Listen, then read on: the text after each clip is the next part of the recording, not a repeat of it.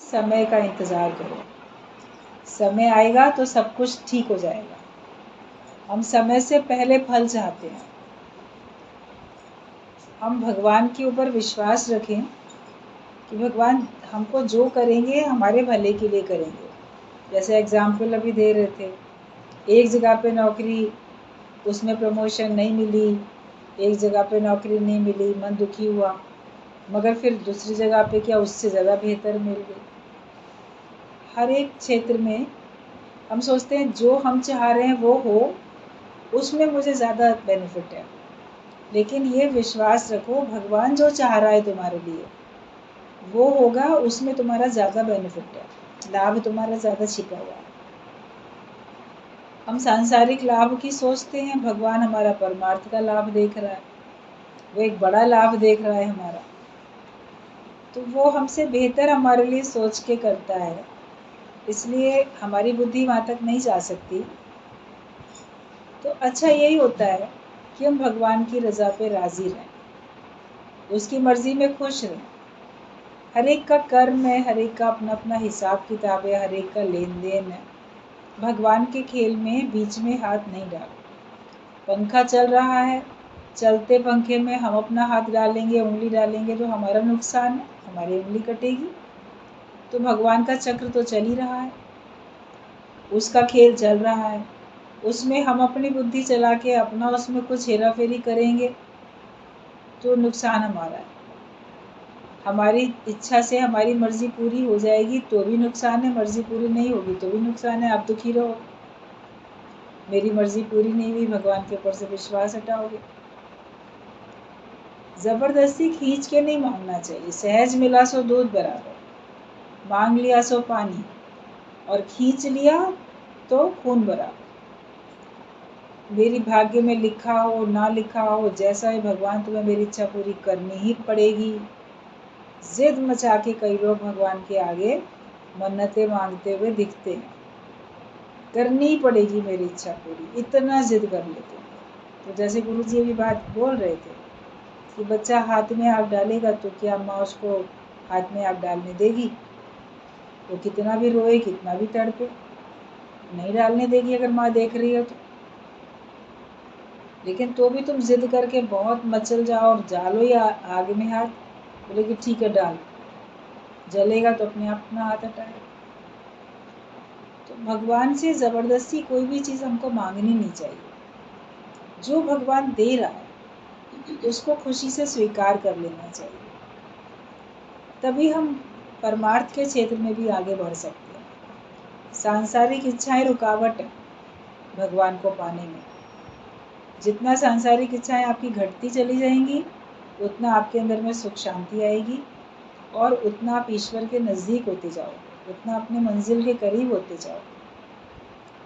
गुरु सच्ची बात समझाते हैं, हमको सच्ची बात समझनी है।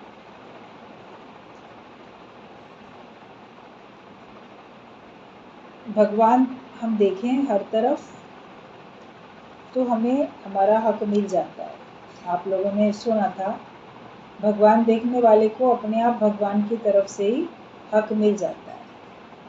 हम ये सोचें कि भगवान मेरे को दे ही रहा है, घर वाले दें, अगर हक हिसाब है तो वो भी दे ही रहे हैं, मिल ही रहा है ना। आज दिन तक कितना मिला, कितना पहन लिया, कितना खा लिया, कितना पी लिया, कभी हिसाब लगाओ तो हिसाब नहीं लगा पाओगे। बचपन से लेके आज तक कितने क्विंटल अनाज के हमने खा लिए, और कितने क्विंटल अनाज के खाए, कितने लीटर पानी पी लिया, कितने मीटर कपड़े पहन लिए, कोई हिसाब है क्या? बचपन से लेके आज तक हमने कितना कर लिया। तो दिया ना भगवान ने, आगे भी भगवान देगा ही देगा, तो विश्वास करो। भगवान देखने वाले को अपने आप भगवान की तरफ से ही हक मिल जाता है। वो जेल में भी रहता है तो शुक्राना मानता है, वाह गुरु करता है, हर बात में वाह वाह करता है। बस हमें सबको भगवान करके देखना है, निरिच्छा होके हमको रहना है। और जो जैसी स्थिति में भगवान रखे, जेल में भी रखे तो भी वाह वाह करने, वाह वाह बहुत अच्छा, तेरी मर्जी है, मेरे कोई कर्म का हिसाब किताब है जो मुझे जेल मिली, बुरे कर्म का कोई फल है, अगर हम उसको दोहराते रहेंगे तो फिर जेल मिलती रहेगी, समझ जाएंगे तो अब हमको जेल नहीं मिलेगी, दोबारा नहीं दोहराएंगे तो हमको जेल नहीं मिलने वाली। तो वाह वाह करो कि ठीक है, मेरे कर्म का हिसाब किताब मेरा पूरा होगा। भगवान अपने निष्कामी भक्त को क्या नहीं देगा। अगर आप निष्काम भाव से कर्म करो तो आप देखो आपको क्या नहीं मिलता है, इतना मिलता है, इतना मिलता है कि आप उसको संभाल नहीं पाते। भगवान की ओर से आपको इतना मिलता है, आपको लगेगा जो कुछ मिला है वो कहाँ रखें, कैसे खर्च करें, कैसे उसका इस्तेमाल करें, कैसे बांटें, कितना बांटें, इतना आपको मिल जाता है सभी कुछ, ज्ञान भी, प्रेम भी, सेवा भी करने के लिए आपको सामर्थ्य मिल जाती है, तन से सेवा होती है, मन से सेवा होती है, धन से सेवा होती है, तो सेवा के लिए सामर्थ्य आपको इतनी मिल जाती है, आप समर्थ बन जाते हो, सामर्थ्यवान बन जाते हो कि मैं समर्थ हूँ देने में, जिस प्रकार की भी सेवा परमात्मा चाहे वो इतनी मिल जाती है कि आप भर भर के आप दे सकते हो, कोई कमी नहीं रहती है। तो क्योंकि आप निष्कामी हो तो भगवान अपने निष्कामी भक्त को क्या नहीं देगा, पर उसे अंदर का आनंद देगा, वो अंदर का आनंद दे देता है भगवान, अंदर का आनंद मिल जाता है, उसके बाद तो सब कुछ मिलता उसको दिखता है। वो गरीबी में भी वह गरीबी करेगा, अंदर का आनंद है तो अगर धन नहीं है तो ये बोलेगा वह गरीबी। संत लोग तो गरीबी खुद खरीद कर लेते हैं, मतलब कि अपना घर द्वार सब छोड़ के संन्यास में चले जाते हैं, उनका ना बैंक अकाउंट, ना उनमें पैसा, ना उनके पास कोई और बहुत कुछ भी नहीं, तो वह गरीबी में रहते हैं, फिर भगवान के भरोसे रहते हैं, भगवान जैसे चलाए। तो आपको ये सब करने की ज़रूरत नहीं है, भगवान ने अपने घर में आपको रखा है, लेकिन कम है तो उसमें भी वाह वाह करो, अधिक है तो उसमें वाह वाह करो, खुश रहो। जितना तुम्हारे पास है उतना औरों के पास नहीं है। कई लोग ऐसे हैं जिनके पास उतना भी नहीं, उस तरफ अगर आप निगाह रखोगे तो आप खुश रहो, लेकिन आप इधर निगाह रखोगे कितने लोग हैं उनके पास वो सब है, वो मेरे पास नहीं है।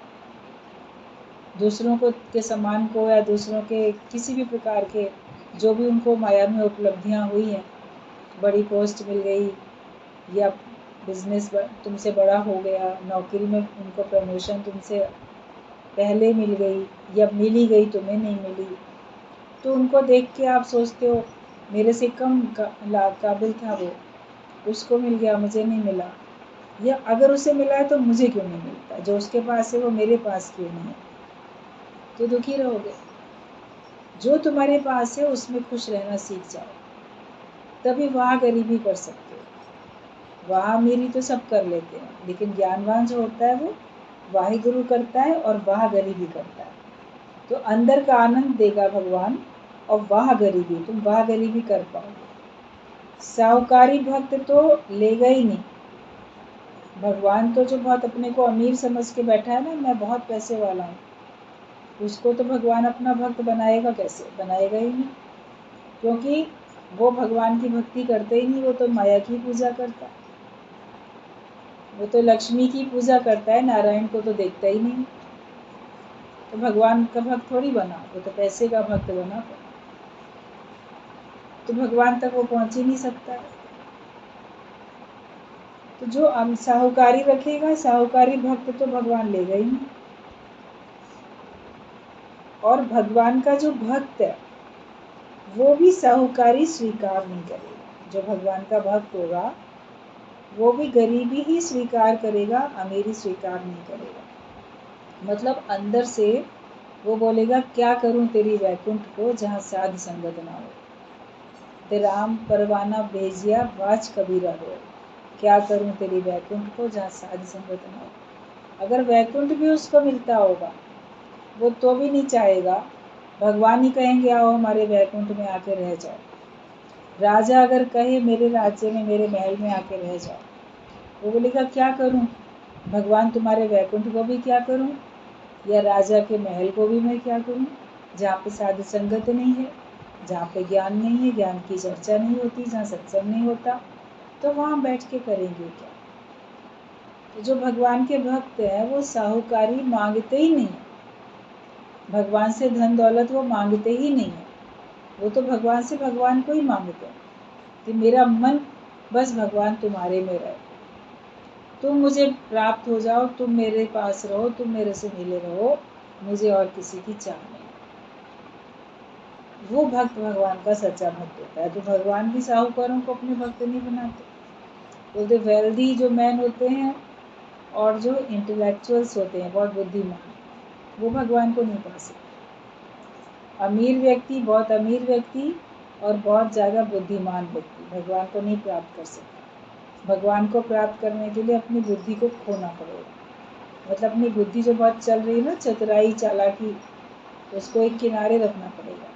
भोले भाव, सरलता में आना पड़ेगा, बालकवत होना पड़ेगा, और पैसा, उससे अपनी आसक्ति हटानी पड़ेगी, तब तुम भगवान को पा सकते हो। तो भगवान का भक्त जो है, अगर उसको कहा जाए कि तुमको हम करोड़ रुपए देंगे, तुम भगवान की भक्ति करना छोड़ो, सत्संग छोड़ दो, 1 करोड़ हमसे ले लो और बदले में माया के तरीके से जैसे लोग रहते हैं वैसे रहो, सांसारिक व्यक्ति जैसे हम तुमको बताएं वैसे ही बन के रहो, और तुम जो हो वो छोड़ दो, तुम सत्संग छोड़ दो। अगर आप सोचते हो कि ऐसा कोई आपको कहे तो आप सत्संग छोड़ दोगे क्या? अगर आप सत्संग छोड़ दोगे तो आप भगवान के भक्त थे ही नहीं। लेकिन भगवान के सच्चे भक्त हो तो आप बोलोगे 1 करोड़ क्या, 100 करोड़ दे दो, पूरा राज्य दे दो, तो भी हम सत्संग तो नहीं छोड़ सकते। हमारे लिए सत्संग की अब प्राथमिकता है, सत्संग सबसे आगे है, सत्संग की प्राथमिकता में हम अपने प्राण छोड़ सकते हैं लेकिन हम सत्संग को नहीं छोड़ सकते। तो हमें सत्संग इतना जब पसंद आता है तब समझो कि हम भक्त बनते हैं भगवान के। तो भगवान का भक्त तो जिन्हें दुख होया सुख, उसको जो अगर भगवान देता है तो उसको दुख होता है कि भगवान तुम इतनी माया क्यों देते हो। अण देने राजी होया, जो नहीं अगर देता है तो वो राजी रहता है। भगवान का भक्त वो पैसे को बेकार समझता है। जिसने मायापति को पा लिया, क्या वो अपने को गरीब समझ सकता है? वो पैसे को तो बेकार समझता है, क्योंकि पैसा उसको मन की शांति नहीं दे पाता, पैसा उसको आनंद नहीं दे पाता। जब कम उम्र होती है ना, पैसों की बहुत ज़रूरत होती है। पॉकेट मनी ज़्यादा से मिल जाए माता पिता से, स्कूल में ज़्यादा खर्चा करें, इंटरवल में ये खरीद लें वो खा लें, और बड़े हो गए तो और मिल जाए पैसा, पैसा होगा तो ये करेंगे, फिर बड़ी नौकरी मिल जाए, खूब पैसा हो तो हम ये करें, हम यहाँ जाएं, हम इतना सामान ले लें। तो पैसे की तरफ हम बहुत ज़्यादा आकर्षित होते हैं, क्योंकि हम सारे सुख पैसे से ही ले सकते हैं।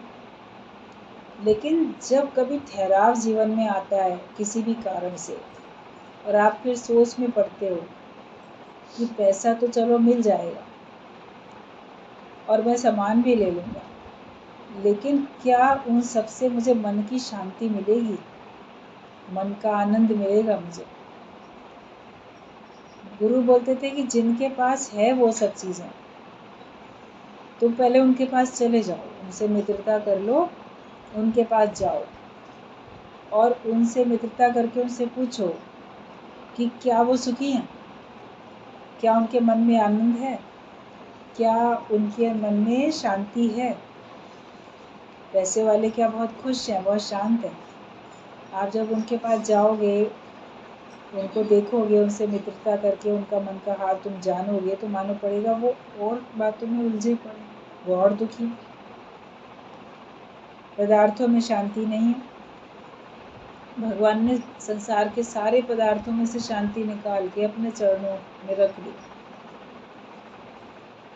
जब भगवान के चरणों में हम पहुंचते हैं तब हमको शांति मिलती है। सत्संग में आए, समझो भगवान के चरणों में पहुंच गए, क्योंकि चरण और वचन एक ही बात है। संस्कृत में प्रथम चरण, द्वितीय चरण ऐसे पैराग्राफ के लिए बोलते हैं, या कोई भी काम एक चरण में ये पूरा हो गया, अब दूसरे चरण में ये होगा, जब इतना हम कर लेंगे फिर दूसरा करेंगे।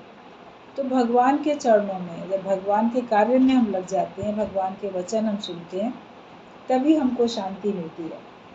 तो भगवान का भक्त तो पैसे को बेकार समझता है कि इन पैसों से मुझे परमात्मा तो मिलेंगे नहीं, पैसों से मेरा जन्म मरण का चक्कर दूर नहीं होगा, मैं 84 लाख योनि से छूटूंगा नहीं, और मैं दुखों से नहीं छूटूंगा। पैसों से मैं सुख प्राप्त कर लूं, मान लो, लेकिन दुखों से तो नहीं छूट सकता। दुखों से छूटने के लिए फिर भगवान की शरण में जाना पड़ता है। भगवान मेरे को दुखों से बचा लो, जीवन में ये दुख है, जीवन में वो दुख है। तो पैसे से क्यों नहीं बोलते हो कि तुम बचा लो दुखों से? आपका पेशेंट, प्रिय व्यक्ति बीमार पड़ा है, हॉस्पिटल में है, वेंटिलेटर पे है, आप लाखों रुपए रोज के खर्च कर रहे हो, क्या पैसे से तुम उसको बचा पा रहे हो? या पैसा खर्च करके तुमको क्या सुख भी दुख से बच रहे हो? तो पैसा भी खर्च कर रहे हो रोज का, और मन में दुखी भी रोज हो रहे हो,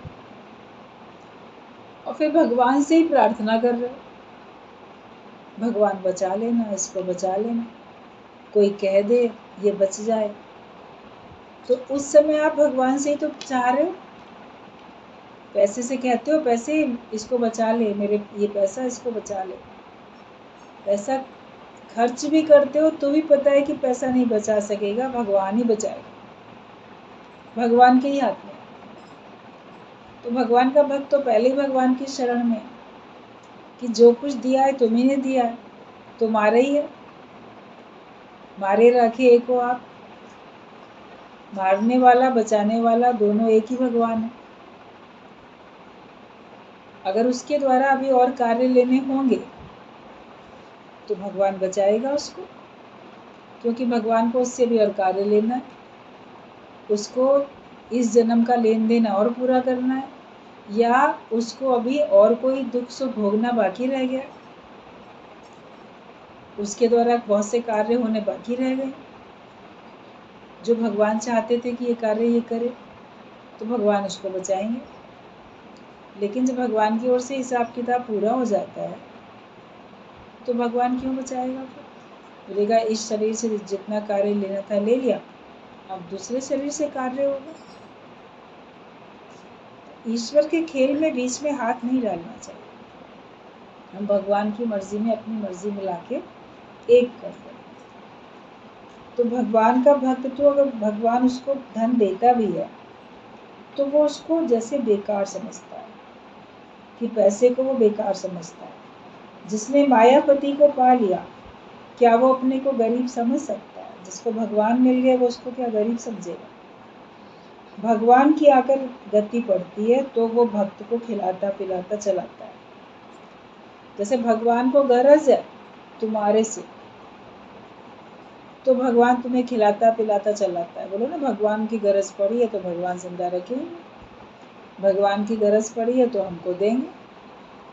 तो जिसको जिससे गरज होती है वो उसका काम उस कराने के लिए उसको करता है ना।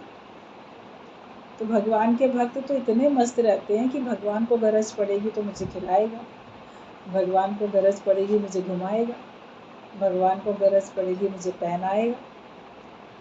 मैं क्यों इन बातों की चिंता करूं? तो देखो, भगवान की गरज है इसलिए भगवान तुमको सब कुछ दे रहा है, आगे भी देता रहेगा। तुम भगवान की भक्ति किए जाओ। तो भगवान की आकर गति पड़ती है, गरज होती है कि वो खिलाता पिलाता चलाता है। पर तुम बेपरवाह बादशाह होकर रहो। तुम तो बेपरवाह बादशाह होकर रहो, तुम परवाह क्यों करते हो?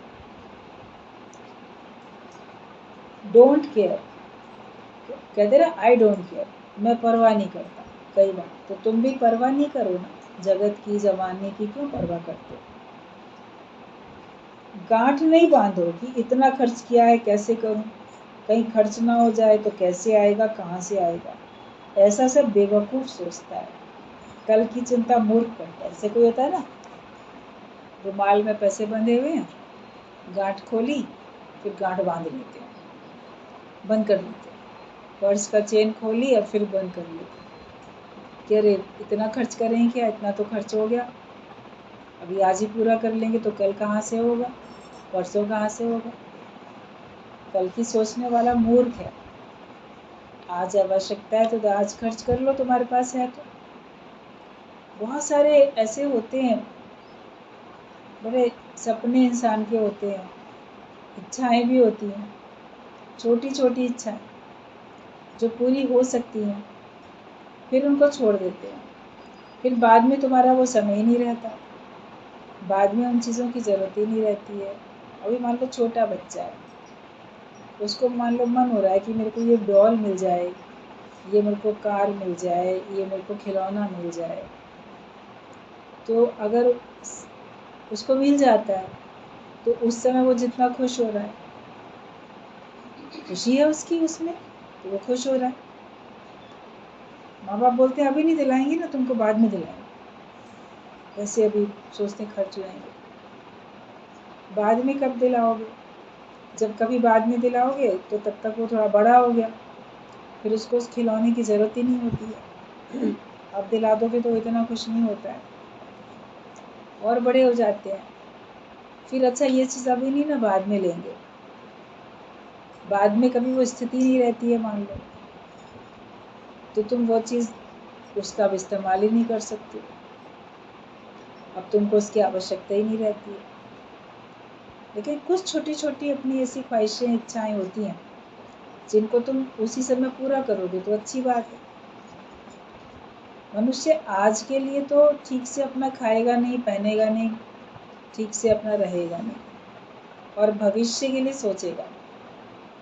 फिर भविष्य में क्या वो सब वो चीज़ें खा भी नहीं पाएगा जो उसने पहले नहीं सोची खाने की, अभी नहीं हम बाद में खाएंगे।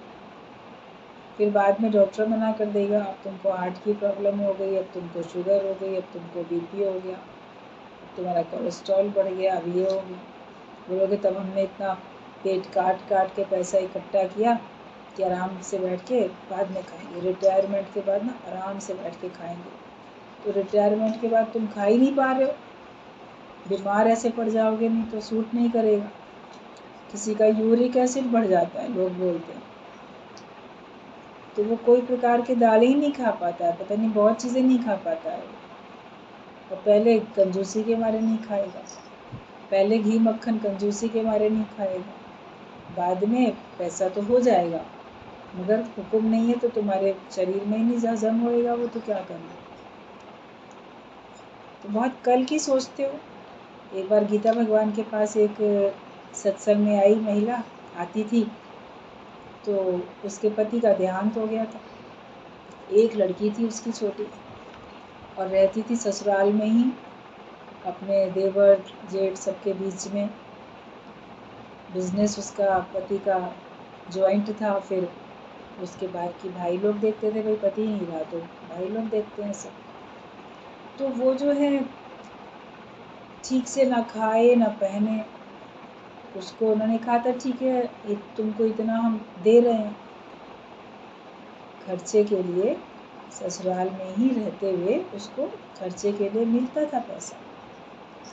ठीक से नहीं खाती पीती थी, अच्छे स्कूल में लड़की का एडमिशन भी नहीं कराया क्योंकि फीस ज़्यादा लगेगी। तो गीता भगवान ने जब एक बार सारा हालचाल पूछा तो उन्होंने कहा कि तुम क्यों इतना करती हो, तुमको पैसा तो मिल ही रहा है अच्छा खासा। तो बोली मैं जोड़ती हूँ लड़की के लिए, बड़ी होए शादी होएगी इसकी तो दहेज वगैरह।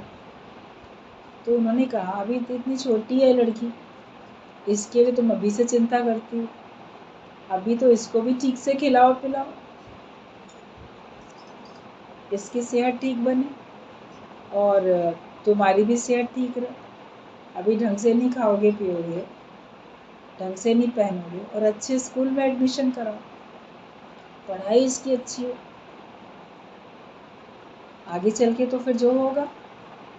इतनी आगे ही क्यों सोचती हो? अभी तो इसकी उम्र बहुत कम है, अभी तो समझो ये 5-6 साल की है लड़की, तो इसकी शादी कब होगी? तब तक तुम ना रहो, तब तक लड़की ना रहे, मान लो जिसके लिए जोड़ रहे हो वो ही ना रहे, तुम ना रहो, अभी से क्यों सोचना? तब गीता भगवान ने कहा कि कल की बात सोचने वाले मूर्ख होते हैं। मूर्ख व्यक्ति कल की चिंता करता है, और जो ज्ञानवान होता है वो आज में रहता है, वर्तमान में रहता है। और उन्होंने कहा कि हम बोल रहे हैं ना तुम अच्छे से खाओ पियो और अच्छे स्कूल में पढ़ेगी तो इसकी लाइफ ज़्यादा अच्छी बनेगी। तो उनका कहना मान के उसने वैसे ही किया। फिर कल की चिंता नहीं करती थी, जो उसको हर महीने खर्चा मिलता था, अच्छे स्कूल में लड़की का एडमिशन कराया, ठीक से पहनना खाना सब उसने शुरू किया, और ज्ञान से तो खुश रहने ही लगी। फिर जब वो लड़की बड़ी हो गई, जवान हो गई, उसकी शादी इतनी अच्छी तरह हुई क्योंकि उसके मायके वालों ने भी, उसके ससुराल वालों ने भी, और उसके जितने मिलने वाले थे सबने दिल खोल के जी खोल के उसके लिए खर्च किया।